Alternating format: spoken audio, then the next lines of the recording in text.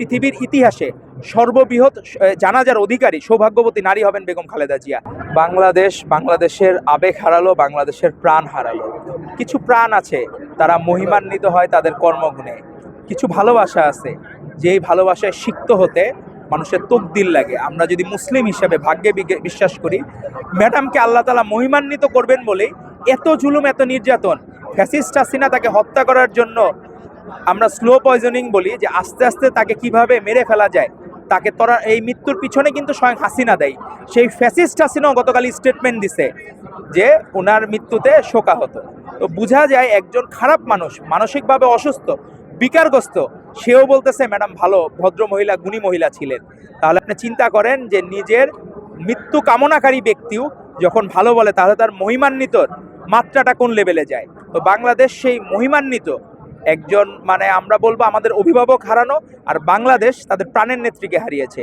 এরকম প্রধানমন্ত্রী বাংলাদেশ অতীতে কখনো পায় নাই, যে এরকম জনপ্রিয় হবে, এরকম ভালোবাসায় শিখতে হবে, এরকম প্রধানমন্ত্রী বাংলাদেশ করবে ভবিষ্যতে। এখন আমাদের ভারপ্রাপ্ত চেয়ারম্যান জনাব তাহের নিজের যোগ্যতা গুণেই হয়তো বা এগোবেন, কিন্তু নারী প্রধানমন্ত্রী হিসাবে আপনার যখন বাংলাদেশের ডিবেট হয় খালেদা জিয়ার তুলনায় শেখ হাসিনা, এখন আপনি দেখেন যে আজকে বেগম খালেদা জিয়ার জন্য কি পরিমাণ মানুষ একত্রিত হচ্ছে। অনেক কোনো দল করে না। সকালে আমি এমনও দেখছি ফজর নামাজ পড়ে মানুষজন আসছে, তার জন্য চলে আসছে এই জানাজা, এই ভালোবাসায়। তো আমার মনে হয় পৃথিবীর ইতিহাসে সর্ববৃহৎ জানাজার অধিকারী সৌভাগ্যবতী নারী হবেন বেগম খালেদা জিয়া। কারণ এত বৃহৎ জানাজা পৃথিবীর ইতিহাসে কোনো নারীর জন্য এরকম এত বৃহৎ জানাজা হয় নাই। তো সেক্ষেত্রে ম্যাডাম সৌভাগ্যবতী, এবং বাংলাদেশ ব্লেসড। বাংলাদেশের জন্য আশীর্বাদ হচ্ছেন বেগম খালেদা জিয়া, এবং সেই আশীর্বাদকে আমরা হারিয়ে ফেললাম। আমরা আসলে মর্মাহত। আল্লাহ তাআলা কবে আমরা এই শূন্যতা আসলে পূরণ হওয়ার মতো না, আদৌ পূরণ হবে কিনা সেটি আমরা সন্দিহান। তো আল্লাহ তাআলা ম্যাডামকে বেশ নসিব করুন। ম্যাডাম জিয়া এক্সেপশনাল ছিলেন তার কর্ম পরিকল্পনায়, আপোষহীনতার প্রতীক ছিলেন, এবং উনি কোনো দিন কাউকে অসম্মানিত করেন নাই। তার মুখ দিয়ে কোনোদিন কেউ নোংরা কথা হয়েছে, আলোচনায় সংসদে ডিবেট হয়েছে, হাসিনা টুপ করে ফেলে দেওয়ার কথা বলেছেন, তারপরে বলেছেন যে বারবার কত কিছু নোংরা কথা বলেছেন, কিন্তু ম্যাডাম কোনোদিন হাসিনার মৃত্যু কামনা করেন নাই। তার সর্বোচ্চ শত্রু তারও কোনোদিন মৃত্যু কামনা করেন নাই ম্যাডাম।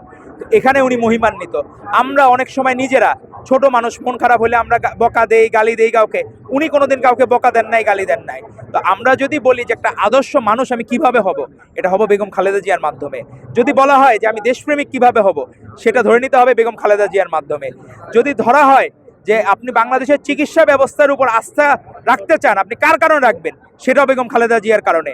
উনি নিজে লন্ডনে লাস্ট চিকিৎসার ব্যবস্থা উনি করতে পারতেন, নিতে পারতেন, কিন্তু উনি বলেছেন না, দেশে চলে যাই। তো দেশকে যে এভাবেও ভালোবাসা যায়, এটা একটা অনন্য উদাহরণ। এবং বলা হয় যে একটা মহাকাব্য, যে ওনার যদি রাজনৈতিক জীবন নিয়ে লেখা হয়, তাহলে এটি মহাকাব্যকেও হারিয়ে যাবে, মহাকাব্য ফেল হয়ে যাবে। এই কারণে আলাউলের সেই মহাকাব্য বা বাকি যত কিছু হোক, সকল মহাকাব্য এখানে ব্যর্থ হয়ে যাবে ম্যাডামের এই মহাকাব্যের সাথে, সফল মহাকাব্যের সাথে। তো আজকে ম্যাডামের যে অনন্ত যাত্রা, উনি অমরত্ব লাভ করেছেন নিজের কর্মগুণে।